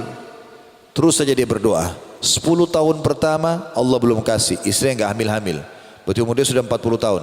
10 tahun kedua umurnya 50 tahun belum dikasih. 10 tahun ketiga umurnya 60 tahun belum dikasih. 10 tahun keempat, 10 tahun kelima sampai 70 tahun Nabi Zakaria berdoa alaihissalam minta dikasih anak dari istrinya yang mandul. Istrinya pada saat Nabi Zakaria umur 100 tahun, karena dia kan menikah umur 30, dia berdoa 70 tahun, berarti 100 tahun umurnya. Istrinya 20 tahun. Setelah 70 tahun berarti umurnya 90 tahun. Perhatikan, Allah subhanahu wa ta'ala menjadikan Nabi Zakaria sebagai ibrah dan pelajaran. Kalau kau sabar berdoa, aku akan kasih. Kalau punya Al-Quran, buka surah Maryam, surah nomor 19, 10 ayat pertama. Allah berfirman, A'udzu billahi minasyaitonir rajim. Kaf ha ya ain sad. Ini huruf-huruf pertama dalam Al-Quran, hanya Allah yang tahu maknanya atau nama lain surah itu. Dzikru rahmati rabbika abdahu Zakaria. Ingatlah, kalau dalam Al-Quran ingat itu artinya pelajarilah ya. Kalau teman-teman baca terjemahan dan ingatlah, berarti pelajarilah. Rahmat Tuhanmu hai Muhammad kepada hambanya Zakaria. Kenapa Zakaria? Ada cerita apa ya Allah? Allah ceritakan.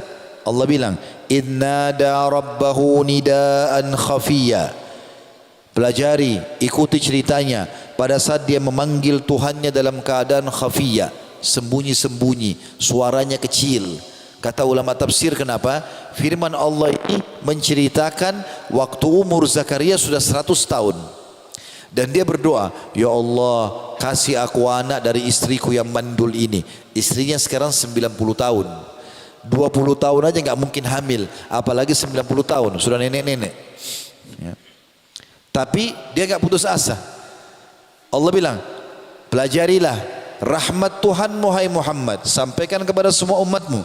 Malam ini di masjid ini sampai ke Bapak Ibu sekalian kisah ini tentang hambanya Allah Zakaria, yaitu pada saat dia berdoa kepada Tuhannya dengan doa sembunyi-sembunyi karena minta anak, umurnya 100, istrinya 90.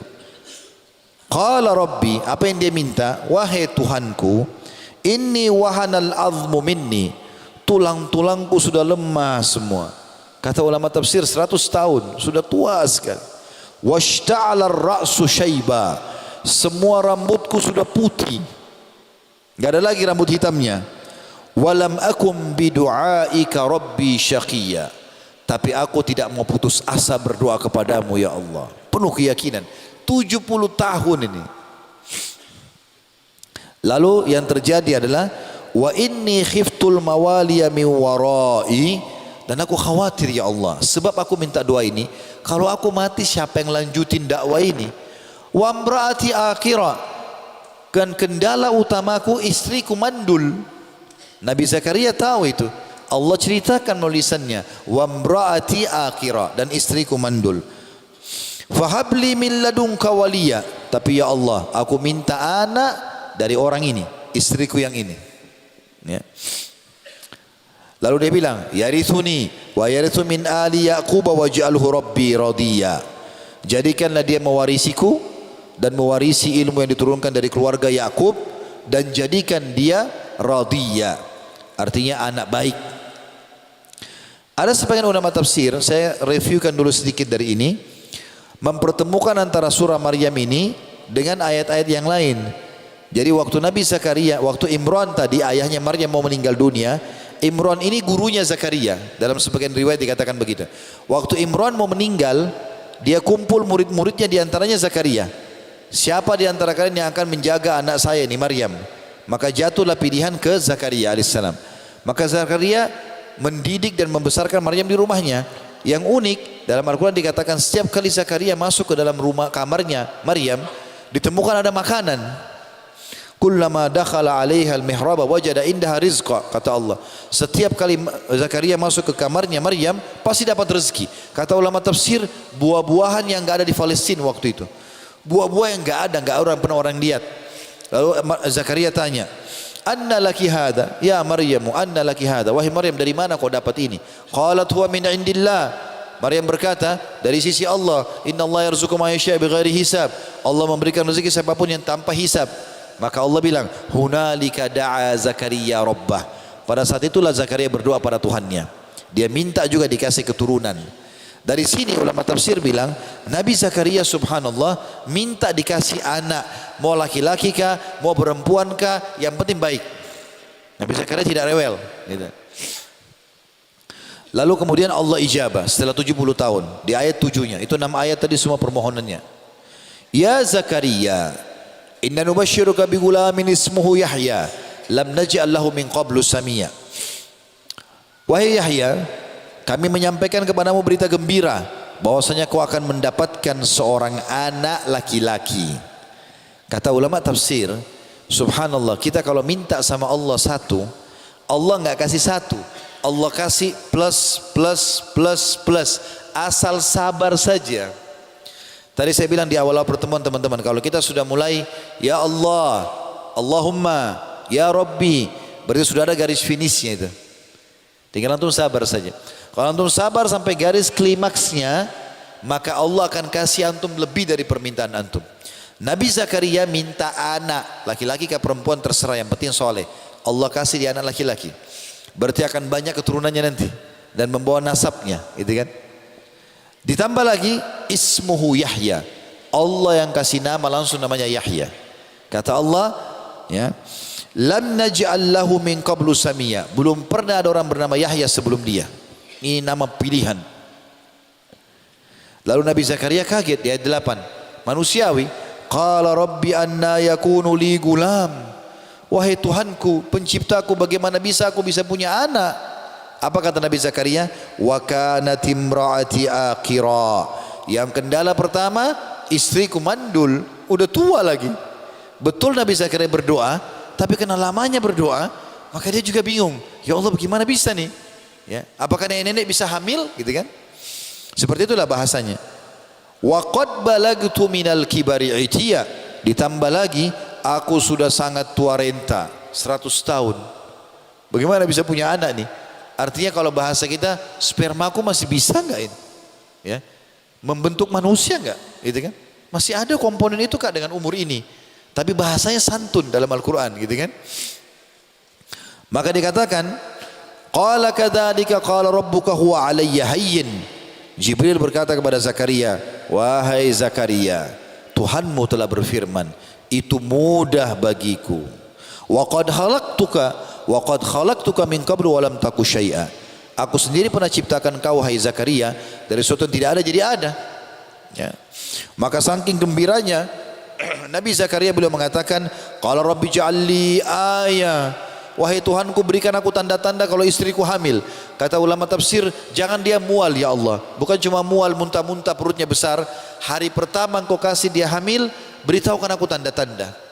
Jadi tidak usah tunggu lagi perutnya besar, karena gembiranya. Allah bilang, qala ayatuka alla tukalliman nasa thalatha layalin sawiya. Ya. Tanda-tanda kalau istrimu hamil, nanti kamu tidak akan bisa bicara selama 3 malam. Jadi begitu istrinya hamil, Nabi Zakaria hilang suaranya. Tapi ini kisah Nabi Zakaria ya. Kalau suara antum hilang bukan itu ya. Ini kisah Nabi Zakaria alaihissalam. Dalam ayat lain Allah ceritakan masih kisah Nabi Zakaria, surah Al-Anbiya surah nomor 21 ayat 89 sampai 90 bunyinya begini. A'udzu billahi minasyaitonir rajim. Wa Zakaria idh nada rabbahu rabbi la tadarni fardan wa anta khairul warithin. Wahai Tuhanku, penciptaku, jangan biarkan aku sendirian. Aku mati enggak ada keturunan nih ya. Dan kau sebaik-baik pemberi warisan. Fastajabna lah. Maka kami ijabah permintaannya itu. Wa wahabna lahu Yahya. Dan kami berikan dia sosok anak yang kami berikan nama Yahya. Ini yang plusnya ya. Tadi dia minta anak laki-laki perempuan bisa. Allah kasih laki-laki. Dikasih tambah Yahya. Di ayat ini Allah tambah wa aslahna lahu zauja, dan kami perbaiki keadaan istrinya. Kata ulama tafsir, mandul jadi subur, tua lemah jadi kuat. Dan pada saat itu istri Nabi Zakaria, kata sebagian ulama tafsir, rewel, suka marah, berubah menjadi baik gitu. Ini diantara doa kata ulama yang sangat bagus, kita mendoakan pasangan mengatakan aslih li zauji. Kalau perempuan mengatakan untuk suaminya, ya Allah perbaikilah suamiku. Atau kita laki-laki mengatakan buat istri kita, aslih li zaujati, ya Allah perbaiki keadaan istriku. Allah mengatakan wa aslahna lahu zauja, dan kami perbaiki keadaan istrinya. Sebabnya Allah bilang innahum kanu yusari'una fil khairat. Karena mereka kami ijabah begitu karena mereka suka berlumba-lumba dalam melakukan kebaikan. Wa yad'unana ragaban wa rahaba. Wa kanu lana khashiin, dan mereka selalu berdoa kepada kami penuh rasa semangat berdoa dan rasa takut tidak diijabah, dan mereka selalu khusyuk kepada kami. Itu pelengkap daripada bahasan surah Maryam, surah Al-Anbiya tadi. Juga dijelaskan plus yang lain. Ingat Nabi Zakaria hanya minta anak saja. Allah kasih anak laki-laki, Allah kasih nama Yahya ya. Allah perbaiki istrinya gitu kan. Nanti di ayat lain surah Al-Imran surah nomor 3 ayat 38 sampai 41, di situ Allah kasih lagi plus Nabi Zakaria karena dia sabar sampai Allah ijabah. Allah bilang a'udzubillahi minasyaitonirrajim, hunalika da'a Zakaria rabbah. pada saat Zakaria masuk ke mihrabnya Maryam, dia lihat ada makanan, ya. Kemudian Maryam bilang itu dari sisi Allah. Maka disitulah Zakaria berdoa kepada Tuhannya, qala rabbi habli min ladunka dzurriyyatan thayyibah. Wahai Tuhanku, karuniakan aku dari sisimu keturunan yang baik-baik. Keturunan baik, laki-laki perempuan tidak masalah. Innaka sami'ud du'a, kau sangat mendengar permohonan hamba-hambamu. Fanadathul malaikatu huwa qa'imun yusalli fil mihrab. Maka Zakaria pun dipanggil oleh malaikat Jibril alaihissalam sementara dia solat di mihrabnya, tempat ibadahnya. Inna Allah yubashshiruka bi Yahya, bahwasanya Tuhanmu Allah telah memberitakan berita gembira kepadamu tentang anak laki-laki bernama Yahya. Ini tadi sudah disebutkan, plus yang lain, musaddiqan bi kalimatin min Allah, pasti anak ini nanti akan membenarkan firman Allah. Tambah lagi, wasayyidan, dan akan jadi tuan di kaumnya, wahasuran, jadi pemimpin, wa nabiyan, dan akan menjadi nabi, minas salihin, dari orang-orang saleh. Kata ulama, Nabi Zakaria sabar sampai garis finish doanya. Allah kasih plus yang dia tidak pernah minta sebelumnya. Anak laki-laki dikasih nama Yahya, ya. Belum pernah ada nama seperti itu sebelumnya.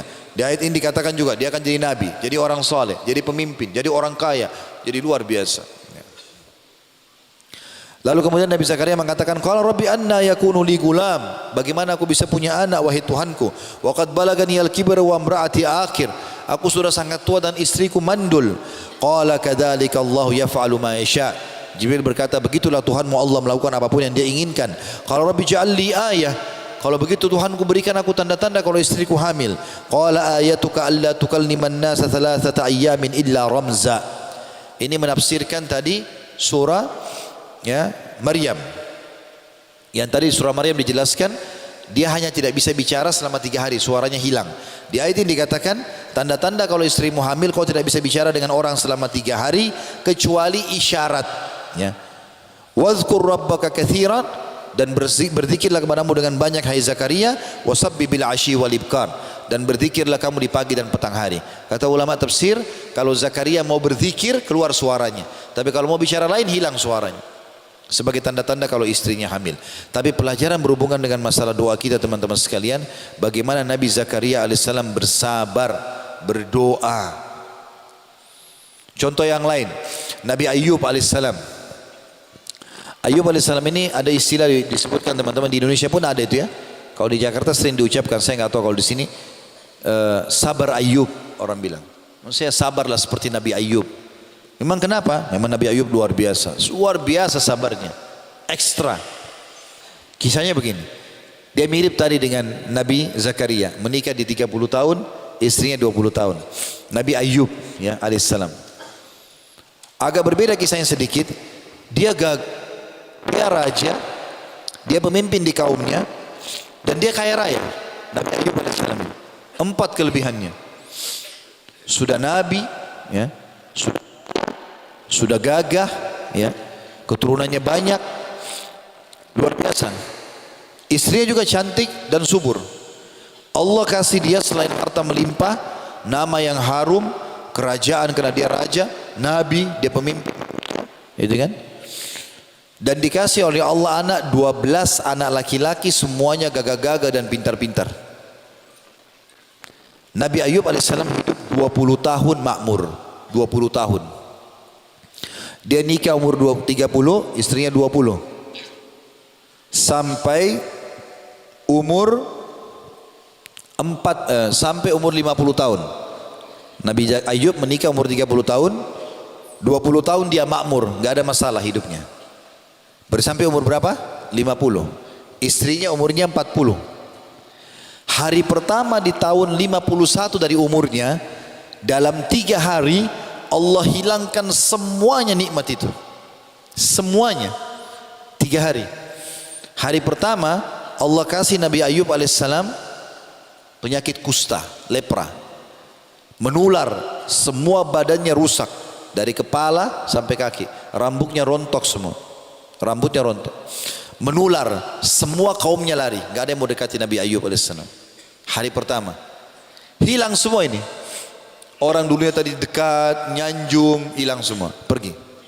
Hari kedua dari umur yang 51 ini, anaknya yang 12 orang lagi makan di satu ruangan, rubuh atap rumahnya, mati 12-12-nya.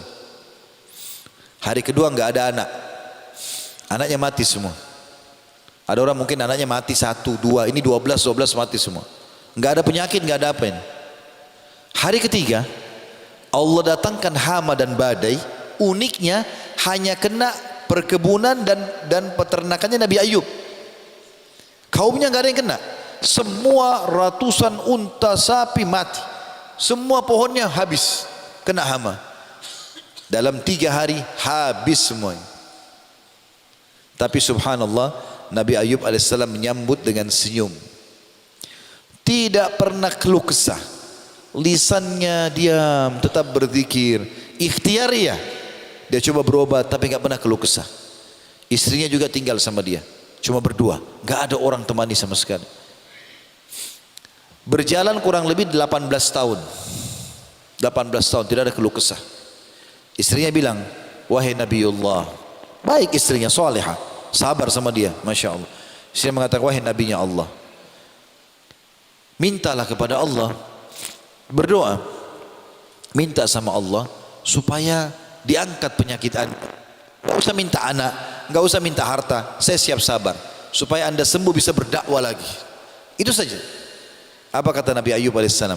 Wahai istriku, berapa tahun dulu kita dalam nikmat? Kata istrinya 20 tahun. Sekarang berapa tahun? Kata istrinya 18 tahun. Kata Nabi Ayub alaihissalam, saya masih malu minta sama Allah. Saya masih malu minta sama Allah. Maka istrinya diam. Setelah 20 tahun teman-teman sekalian, jadi sudah 20 tahun diuji sama Allah, 20 tahun dia lalui juga masa cobaan. Ini yang tadi saya bilang ya, kalau sampai antum sabar di garis finishnya, bersabar sampai Allah ijabah, antum dikasih cobaan, sabar sampai nanti Allah keluarkan, karena Allah mengatakan fa inna ma'al usri yusra, di setiap kesulitan ada kemudahan, maka nanti Allah kasih antum plus banyak yang membuat antum lupa penderitaan antum selama ini. Dilupain semua. Nabi Zakaria tadi waktu dikasih Yahya, lupa semua penderitaan 70 tahun berdoa. Allah kasih anak, nabi, soleh, pemimpin, luar biasa. Nabi Ayub begitu. Perhatikan teman-teman dalam surah Al-Anbiya, surah Nabi-Nabi, ini manusia yang wajar kita jadikan contoh. Suri toladannya manusia. Surah nomor 21 ayat 83 sampai 84. Setelah 20 tahun Nabi Ayub berdoa begini. A'udzubillahi minasyaitonirrajim. Wa ayyuba idnada rabbahu anni massaniyad dur wa anta arhamur rahimin. Pelajari kisahnya Ayub, kata Allah. Sewaktu dia berdoa dengan Tuhannya, dia mengatakan, wahai Tuhanku, aku telah ditimpa sakit ini, tapi kau zat yang maha penyayang. Apa makna kalimatnya kata ulama tafsir? Nabi Ayub nggak bilang, ya Allah, kau sudah kasih saya nikmat 20 tahun, sekarang kau kasih cobaan 20 tahun, sudah imbas nih ya Allah. Nggak bilang begitu. Dia bilang, ya Allah, aku telah ditimpa penyakit dan kau zat yang maha penyayang. Artinya kalau kau mau angkat silakan, kau masih mau coba saya nggak masalah. Apa yang terjadi? Kata Allah, fastajabna lah, maka kami ijabah permintaannya. Perhatikan, tadi Allah hilangkan nikmatnya Nabi Ayub berapa hari? 3 hari. Masih hidup gak ini? Hah? Masih hidup ya? Jangan sampai antum mengkhayal orang. Saya sudah seru-serunya cerita ternyata mengkhayal kemana-mana. Tadi nikmatnya Nabi Ayub diangkat